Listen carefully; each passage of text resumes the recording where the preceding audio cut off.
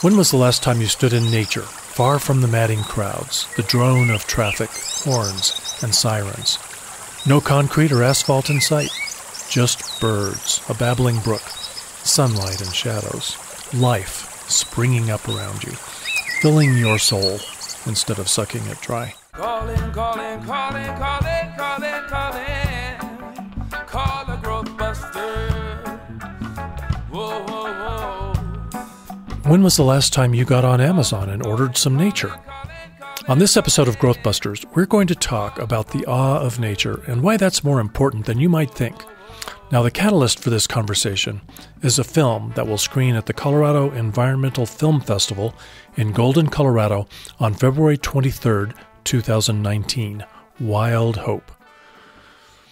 Now, was this film produced by a biologist, a naturalist, an ecologist, an earthy, granola-eating, backpacking, tree-hugging mountain mama? No. Would you believe the mastermind behind this film is an economics professor? Well, I want to welcome to the podcast Suez Jacobson, writer, co-producer, and executive producer of Wild Hope. Hi, Suez. Hi, Dave. I also just want to say right off the top that although, yes, I am an economist, I am also that mountain mama, tree hugger, granola chewing backpacker. I had a feeling that might be the case, and you would let me know.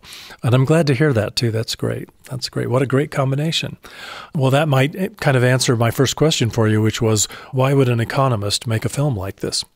Yeah, well, so as a child growing up in Salt Lake City, I really found my solace in the nearby wildernesses, particularly one place at Lake Blanche. And Lake Blanche turned me into this tree hugger. And it was much later that I became an economist. I dropped out of school, college, wanted to drop out of high school to be a ski bum, but my father cried and persuaded me to finish high school. Started college and dropped out of college to move to Alta to be a ski bum. And so my tree hugger roots and my love of the outdoors are really fundamentally who I am. But after being a ski bum for a while, I realized that I probably needed to go back to school, or at least that's what a fellow ski instructor told me, probably 8 years my junior. And I said, well, I think it's too late. I think I'm too old. And he said, no, you need to go back to school. And then he added, you should major in economics. It has the fewest requirements. And so I went back to school. I would not advise any student to pick a major that way, but it worked for me because what I realized when I went back to school is that I loved school and I wanted to stay in school. And so I asked a philosophy advisor if it were possible to get a job teaching philosophy if I were to get a PhD in philosophy. And as most of us know without asking, the answer is no. But the economics advisor said yes, and so that's really why I chose economics.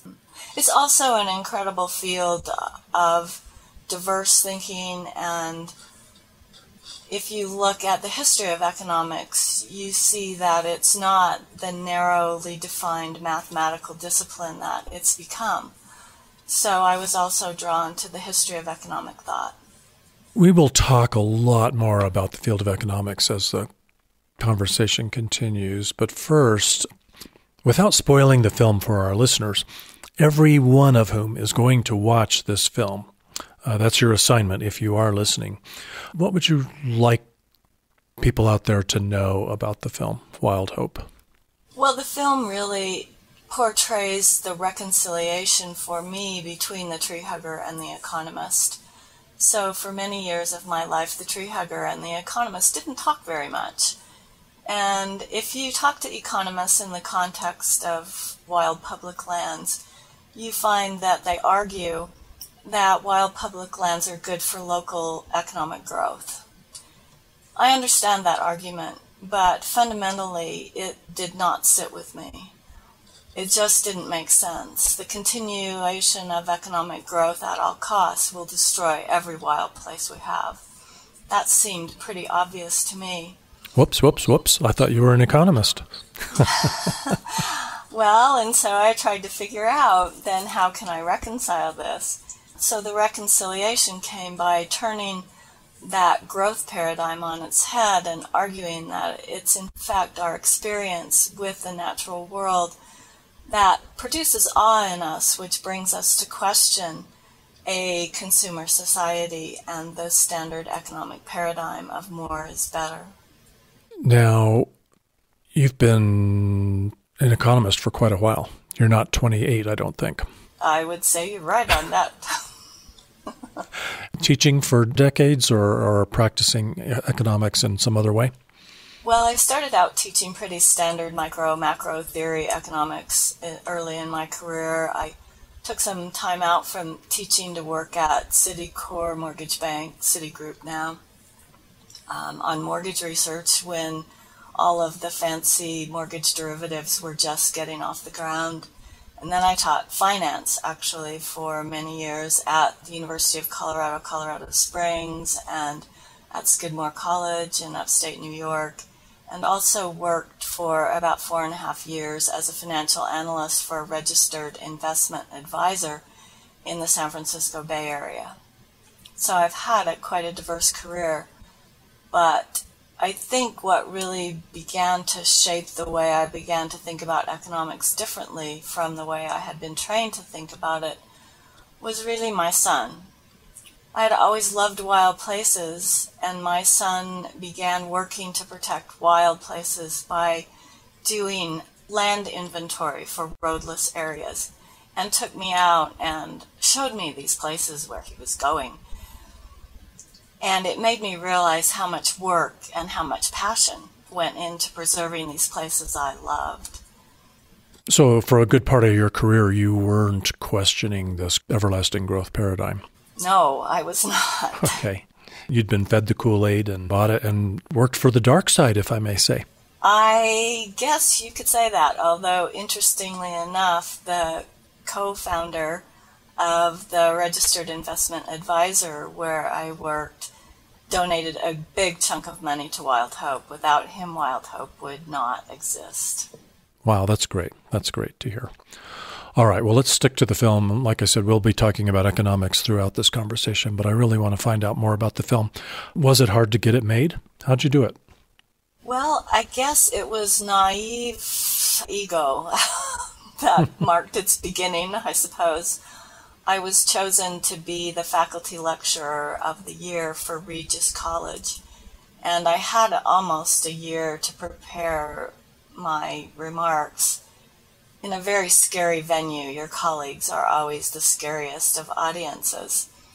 And so I spent hours and hours thinking about what I would say, and it seemed to me a little bit of a culmination of a career to me.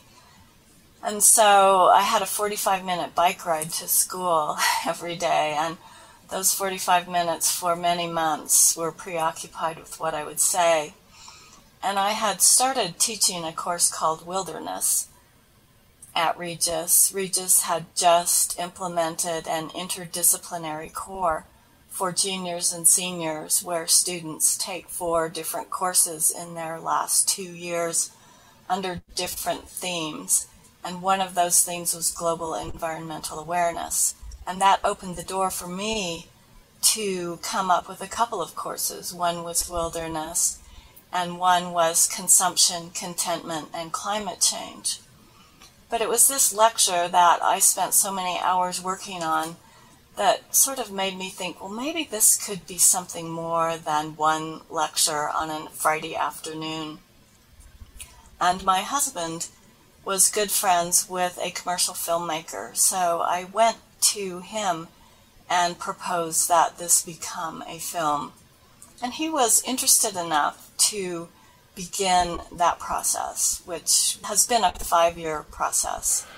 Now, you completed the film when, in the summer of 2018?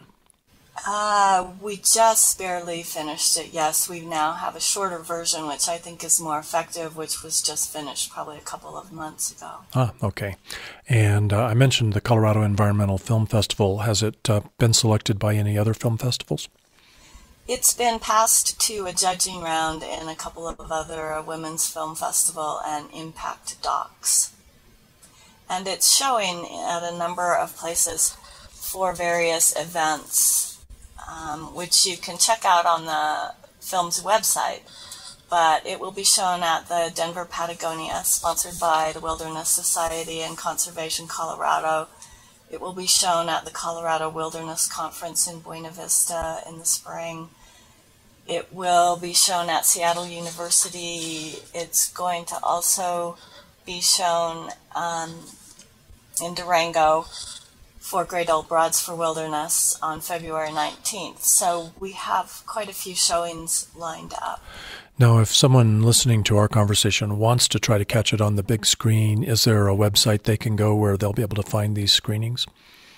Yes, so the website is wildhopefilm.com, and there's a tab for happenings. All right. And it lists the screenings. And we'll include in the show notes links to all the things that we talk about like that.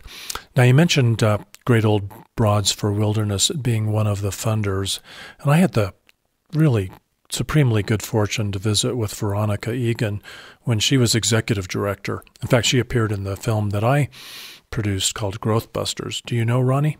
I do, yes. So tell me a little bit about your relationship with Great Old Broads for Wilderness. I imagine maybe the lion's share of our listeners probably aren't even familiar with this organization, which has really one of the coolest names going, that's for sure. Again, it was my son who introduced me to Great Old Broads for Wilderness. He got a job working for them probably about, well, it's been over 10 years ago now.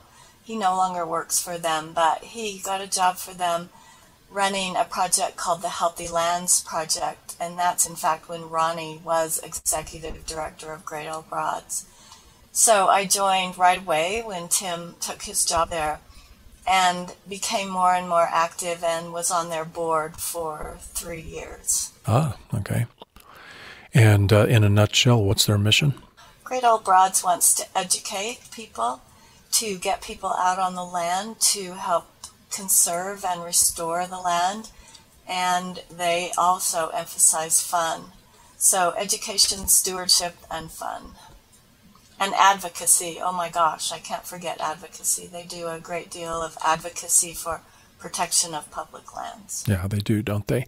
We both mentioned that Ronnie Egan is no longer executive director, but I guess is Shelley Silbert the current executive director? She's in the film. Yes, okay. And she is in the film with a very powerful voice. Yes, indeed. I was very impressed. In fact, you have the roster of people who appear in the film. They're not a bunch of nobodies. I mean, these are some pretty high-profile, well-known people like George Monbiot, the Guardian columnist, Naomi Klein, Bill McKibben. Did you have to work very hard to get yeses out of these people when you approached them? Actually, that was the most amazing part of this film, is that the generosity of the people who are in it. I did not know any of these people, except for Shelley. Obviously, I knew Shelley Silbert very well, but the other people I did not even know.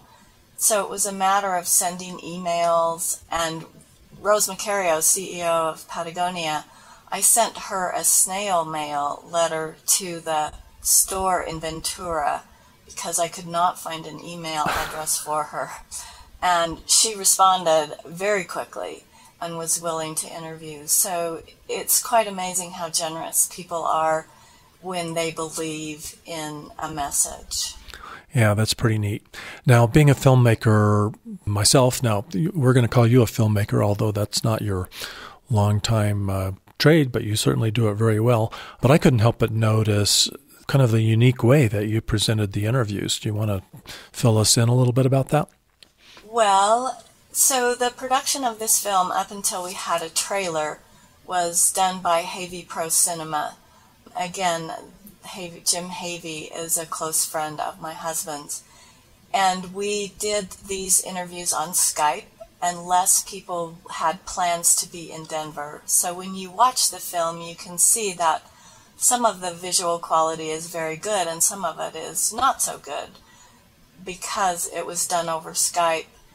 My objective was to have a carbon-conscious filming, to not put people on airplanes, either us going to them or them coming to us. So we opted for a little bit lower visual quality in exchange for a lower carbon footprint. Yeah, and as a filmmaker, I know that's kind of a tough decision because you want everything to be as good as possible. But I really want to applaud that principled approach, and I guess probably it didn't hurt the budget to do it that way, did it? No, we had a very small budget, so the whole film, probably $25,000 from beginning to end. But again, after the trailer was made, I was trying to raise a couple $100,000 to do a feature length to finish the film, and I was unsuccessful and almost ready to give up when my neighbor at the office at Regis asked me if I had talked to the digital specialist, Dave Devine, at the library about finishing the film. And I said, no, I haven't. And then I did. And so Dave very generously has worked on this film for no remuneration. None of us have made a nickel on this film, but so he finished the film for me. At that point, we had all of the interviews except for Jennifer Steller. And we also had to redo Kathleen Dean Moore, but we pretty much had what we needed to just go ahead and put it together. But Dave did this for this film. He put this together. Well, and putting it together, that's not just an afternoon or a week. No, and I realize that. I mean, I've tried a little bit to do some film editing, and it was an enormous gift. And we should mention, so Wild Hope isn't a feature-length film. It's what, about 37 minutes long, something like that? We have a couple of versions. One is 56 minutes and one is about 36 minutes. Ah, okay. So what is going to be shown at the Colorado Environmental Film Festival? Which one? The 36-minute okay. version. We are going to show the longer version in Durango in February. I think for the most part we're going to use the shorter version. I don't think the message was compromised by shortening it, and people have short attention spans these days. That they do. Well, that certainly leaves plenty of time for discussion afterward. Frequently at these kinds of screenings, there's an opportunity for the audience to ask questions, especially if the filmmaker's around, and have some good conversations. Or if a community group wants to screen this film, then that leaves lots of time afterwards for them to put together a panel or just circle up and have a conversation about what they just saw. Right, and I think that's really important. When I introduce the film, I start by asking people to recall a favorite childhood memory. And you can certainly guess that nobody talks about going to the mall or their first buy on Amazon. They always come up with stories about being outdoors with siblings or parents or on vacations. And so it provides this contrast of what gives us joy and yet what we strive to achieve. And then after the film, if we can focus on now what does that childhood memory really mean to us and what does it inspire us to do, I think that really closes the loop on the soulish message in this piece. I really hope that going forward, especially with younger audiences, that you still get those kinds of answers, because I worry that there'll be a day where you won't. I worried the same thing. I have worried that when I started both the showing at Regis for the first-year class and the showing at Skidmore for the Human Dilemma students, I felt like I was sticking my neck out a bit, but they still come up with the same stuff, so I've been lucky. Thank goodness. So far, so good. Mm-hmm. Enough about the mechanics and logistics and all that. Let's talk a little bit about the subject of the film itself, because I think you really did handle it so well. Why is nature so important to us? Well, nature does something for us. It produces in us this positive emotion called awe. And this feeling of awe leads to very significant changes in the way we view the world and our place in it, and our willingness to act in community rather than as individuals. And I think we've all felt this. Anybody who has seen the night sky, anybody who just watched the supermoon the eclipse or watch that moon go down in the morning against the mountains as I did, knows that there's real power in this connection with nature. We are nature, as Naomi Klein says in the film. We are not masters of nature or conquerors of nature, even though we think we are. We are integrally connected to the natural world, and the natural world sustains us. I think one of the most poignant comments I've ever heard, which seems obvious once you hear it, but we don't think about it, is that, humans cannot photosynthesize. Yet it is this separation from nature. I think we're guilty of at least trying to separate from nature, and certainly many of us are guilty of thinking that we do have dominion over nature. And what are the downsides to that? I think the downside is that we act in opposition to our basic nature. And so we produce a conflict with our own beings.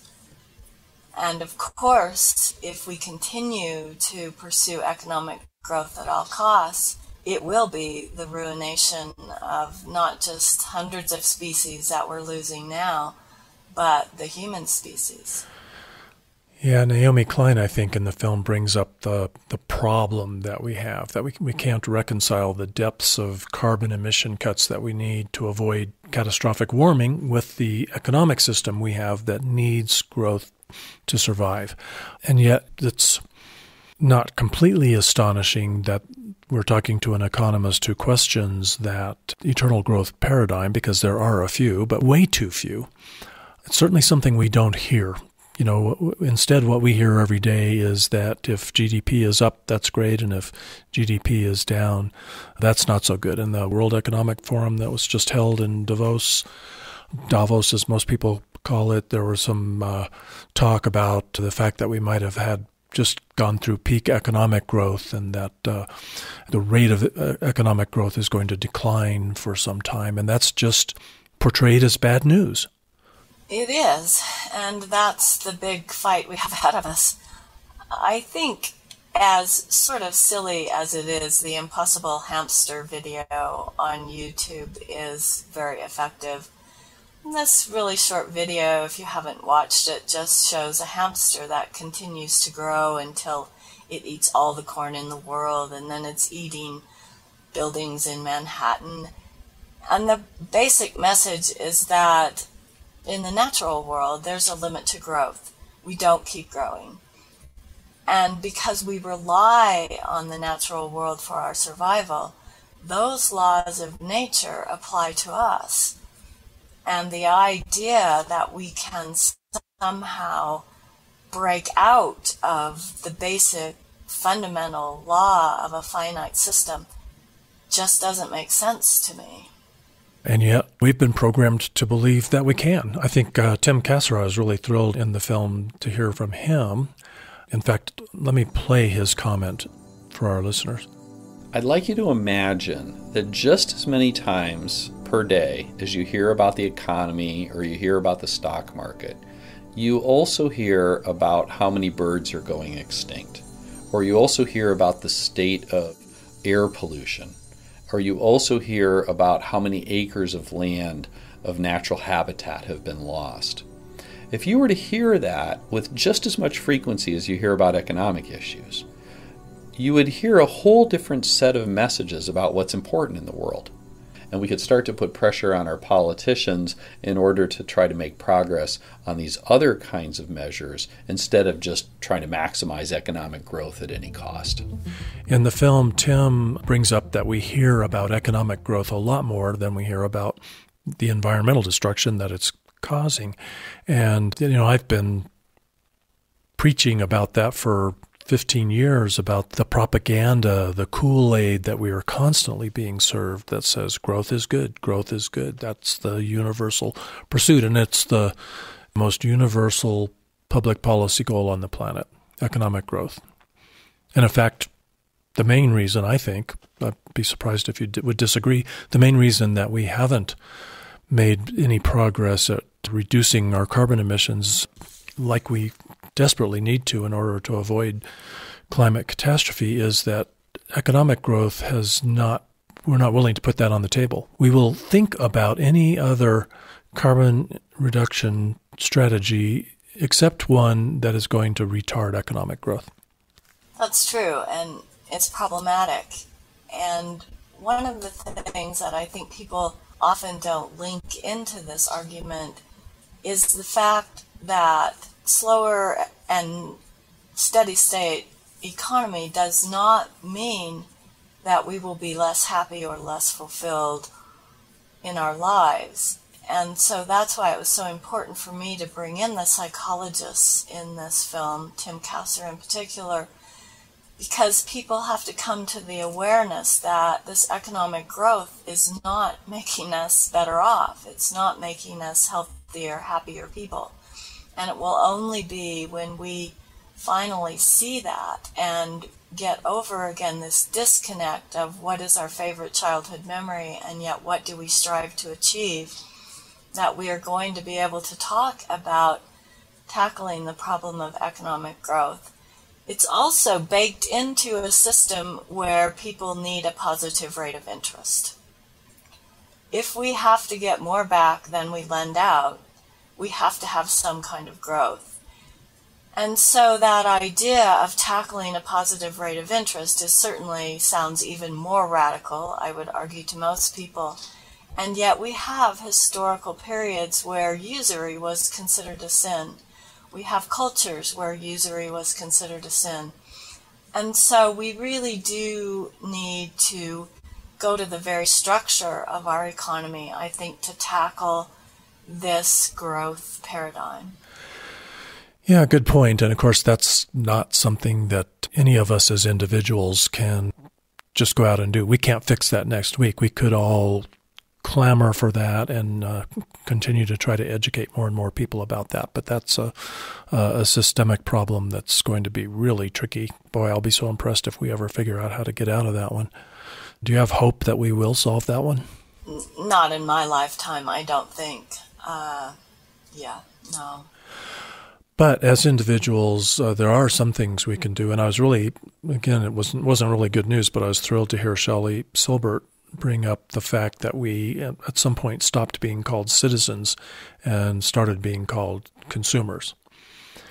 And I think George Monbiot talks about being hooked on the drug of consumption, calls it hyperconsumption. And I genuinely believe there are people today who, when they, maybe they had a bad day, or maybe they feel like life has dealt them a blow and they need something. They need some therapy. They need some comfort. And for some people, shopping has become that. It's kind of hard to imagine that.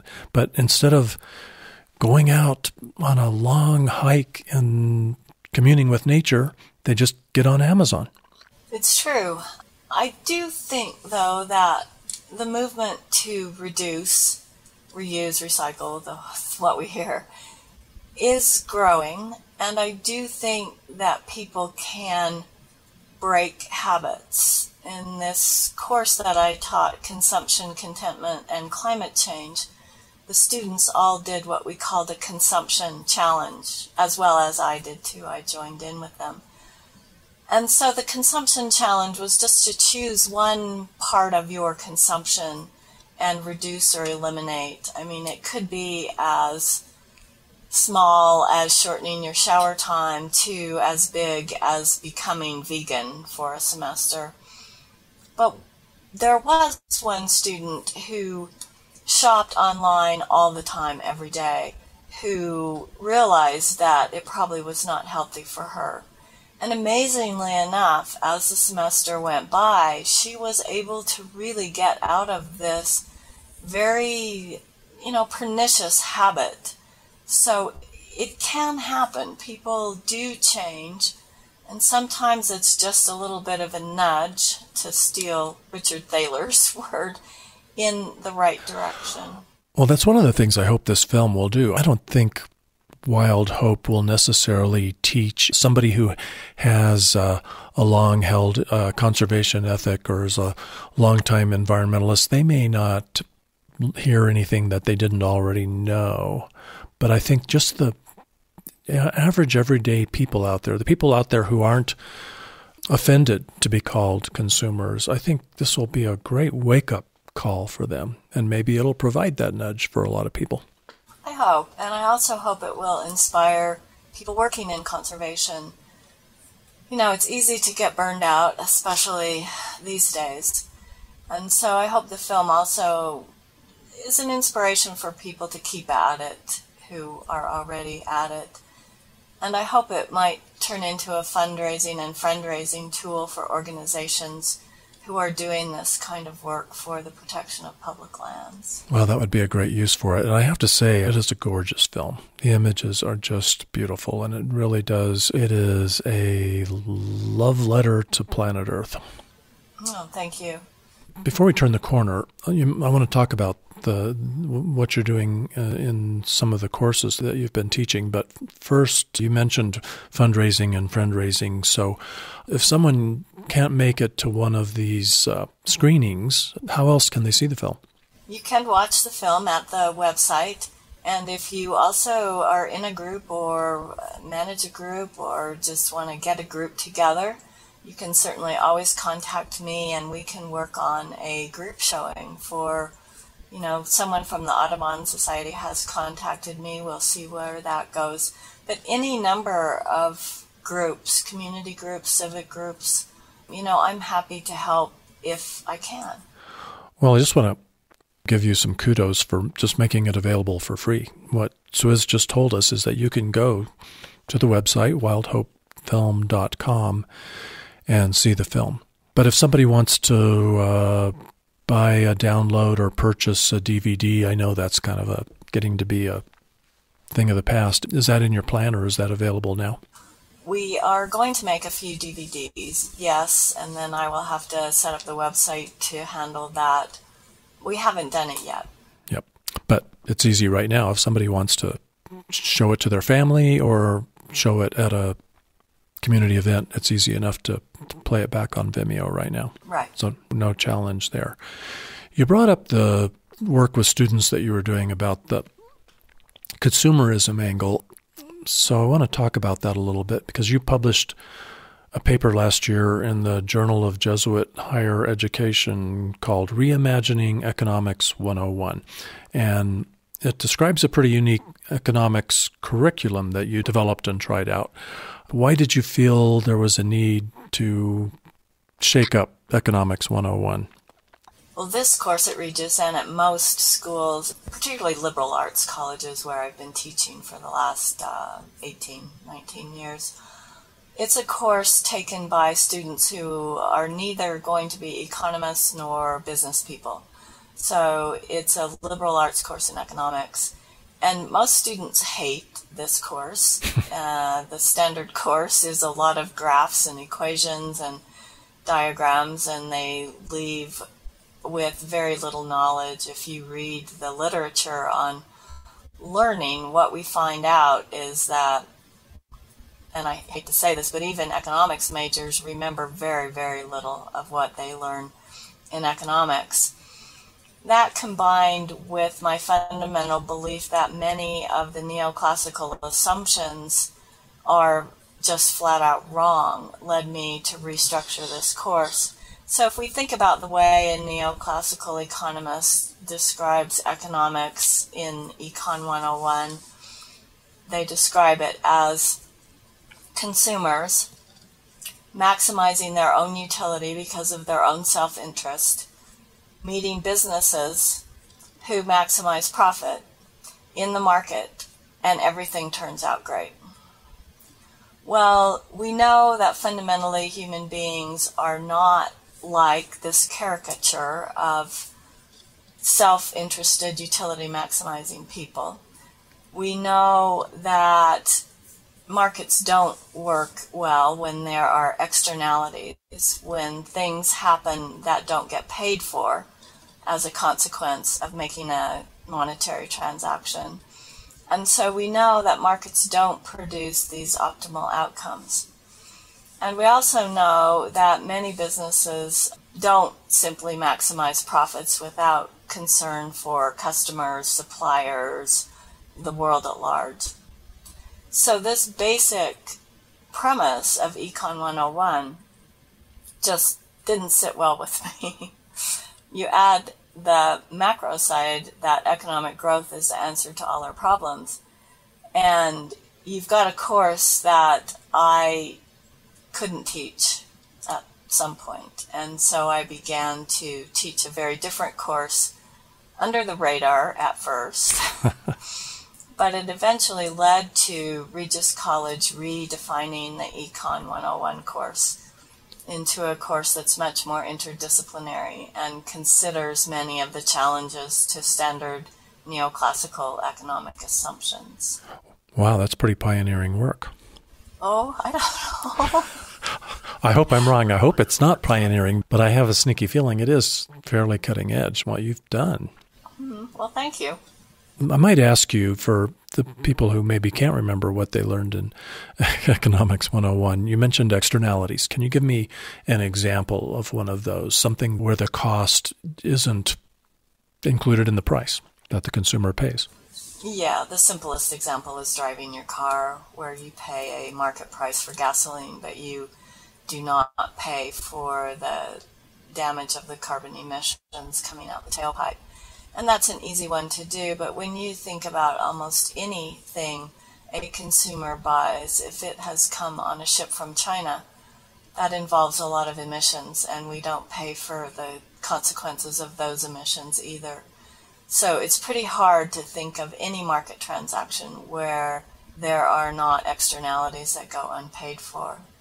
So we have this world today where an awful lot of the economists out there have been trained in neoclassical economics, and that's one of the reasons why perpetual economic growth is this universal policy goal, because we don't have enough enlightened economists, enlightened like you.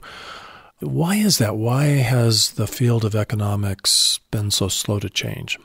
Well, I think we have a self-selection bias going on here, to borrow from econ speak. People who choose to major in economics, when they first see these models in an Econ 101 course or a basic micro or macro course, they make sense to them. That's the way they view the world. We know that people view the world very differently. And so I think people self-select into this discipline because the logic makes sense, the mathematical rigor is attractive. And so, I think it's a self-selection bias. I think people who go into a first econ class and say, wait a minute, everybody does not act selfishly all the time to maximize their own utility. Those people don't major in economics. They decide to major in something that makes sense to them and their worldview. But fortunately, there are a few good people who... there are lots of... And I do think economics is changing, and there are people doing absolutely amazing work. Tim Jackson, Kate Raworth. There are a lot of them that are not on the tip of my tongue right now, but yes, you're absolutely right. Herman Daly. Oh, yeah, yep. Herman Daly, yes. Brian Check at the Center for the Advancement of the Steady State Economy. And I'm going to make a lot of extra work for myself and promise way more links than I would usually put in the show notes. So readings that you can do. Maybe a few of these might be books, but some of these might just be articles or something that some of these brilliant people have written. And a few videos like the Impossible Hamster video, which is great. Yeah. So be sure and check the show notes for further enlightenment on this subject. And I think Herman Daly explained it, I think, as well as anyone I ever heard, which is that the most fundamental problem with orthodox economics that have been practiced for so long is that they don't recognize that the economy is a subset of the biosphere. Is that fair to say? Right. And Kate Raworth's work is building on Herman Daly, certainly, is also very good at putting the economy in the context of the biosphere. Yes, Doughnut economics. Kate is she's catching fire too. I'm really glad to see how popular her work is becoming. Yes.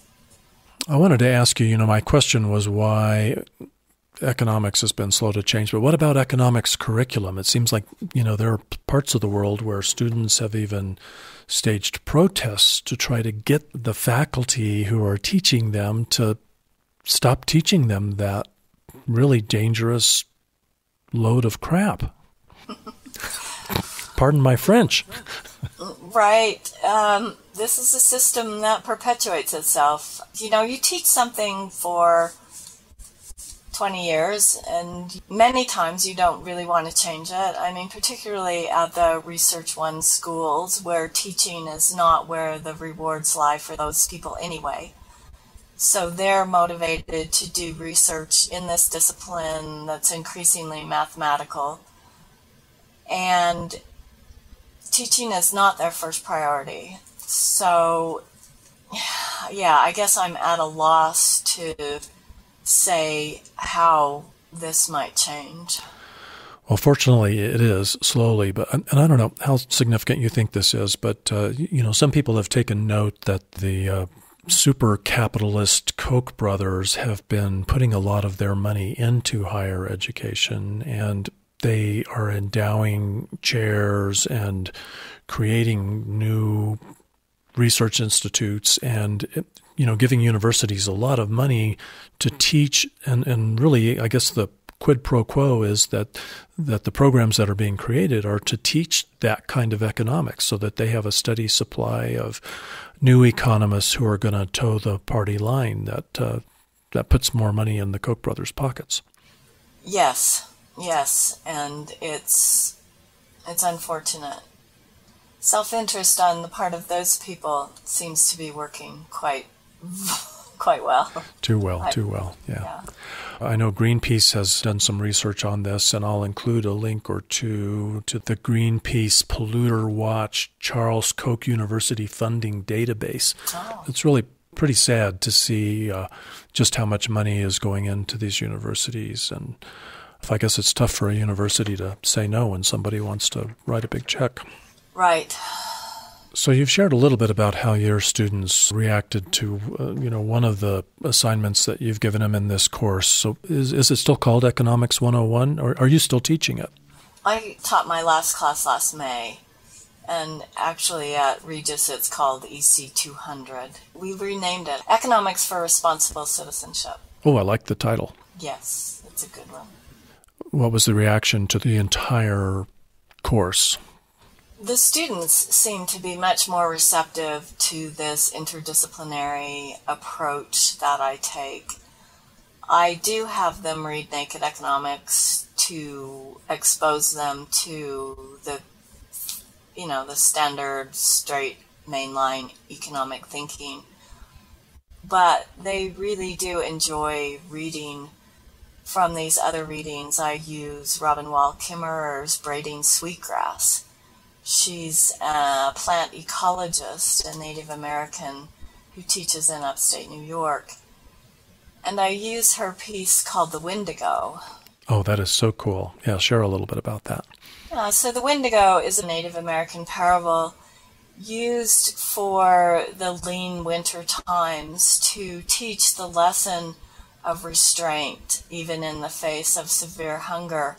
So the Wendigo is a being who becomes a cannibal in the face of severe hunger and turns into a being that cannot be satisfied, that the more this being eats, the hungrier this being becomes.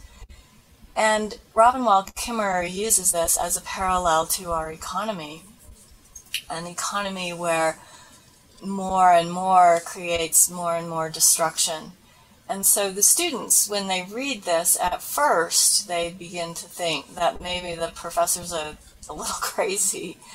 But I think that they then see this parallel, the economy to the Wendigo, and that what we need is a restraint in our society rather than this rapacious search for more and more. And Robin Wall Kimmerer really has another wonderful essay called The Honorable Harvest, where she talks about a system which is very different from a capitalist economy, where she talks about that you never take the first one, that you always ask permission, that you listen for the answer, that you take only what you need, that you use everything you take, and you minimize the harm in doing it, that you be grateful and show gratitude, and you share with others, reciprocating the gift, and take only that which is given. Now, if we had an economy that was based on those principles, it would look very different from what it looks like now. Yeah, and I guess you could find people who would debate you about whether that is human nature or not. You know, there are people out there who believe that we are just greedy, self-interested people, and if you can't provide some kind of financial incentive for us to do good, then we won't. And then there are people who believe that we are inherently cooperative, giving, good people. And that's the reason I use the book Altruism in this course also, is that in altruism there is reporting of lots of scientific evidence that people are genuinely generous, and this does occur. And that contrasts with, for example, in Naked Economics, the story is told of Osceola McCarthy, who is a woman who appeared to be quite poor, and yet at her death had $300,000 or something that was given to a university. And the way the author explains it is that it made her happy to give her money away, and so it was still this self-interested, utility-maximizing behavior. But what that does is it doesn't explain the richness of human experience. It says everything we do, no matter what it is self-interest. And that's just a feeble and too simple explanation of the way we behave. And in altruism, there's a lot of evidence that people do behave in generous ways when there's absolutely nothing in it for them. Nobody knows they behave that way. There's no reward, there's no recognition, and people still behave generously. In some ways, I think that most of us have had it pounded into us by the neoclassical economists that we are self-interested and greedy, that we have we've adopted that behavior just because we think that's what we're supposed to be. Yeah, I've also had students just go out into the world and watch people make decisions or watch people behave, and then ask them to just hypothesize why that person made the decision to do whatever it was. And students come back and they see that there's a lot of altruism in the world, even though we don't talk about it. I mean, how many times do you open a door for somebody you'll never see again in your life? How many times do you pick up a pencil that somebody drops? How many times do people do things that are just generous? And talking about picking up pencils, there was an amazing study at Berkeley where they took students out and put them in two groups, and the one group looked at buildings for 30 seconds, and the other group looked at very tall eucalyptus trees for 30 seconds. And then the experimenters came by and dropped their pens deliberately, but looking like an accident. And the students who had looked at the trees picked up twice as many pens for the person who had dropped them than the students who had looked at the buildings. So that's a pretty remarkable piece of research about, again, what the awe of nature can really bring out, this generous side of our spirit. Wow, that is pretty cool. And in this era where we are starting to talk more and more about shrinking our footprint, even as we unfortunately continue to grow the population, there's a lot of talk about the benefits of densification, that if we can pack everybody into these cities where they aren't having to drive long distances from the suburbs, that their carbon footprint goes down, and they're not heating McMansions, but just apartments that are sitting one on top of the other, that the environmental impact goes down. And I can't argue with some of the benefits of that, and yet it makes me sad that it also separates us more from nature. And I think in a more perfect world would be one where we don't have to separate from nature in order to shrink our footprint.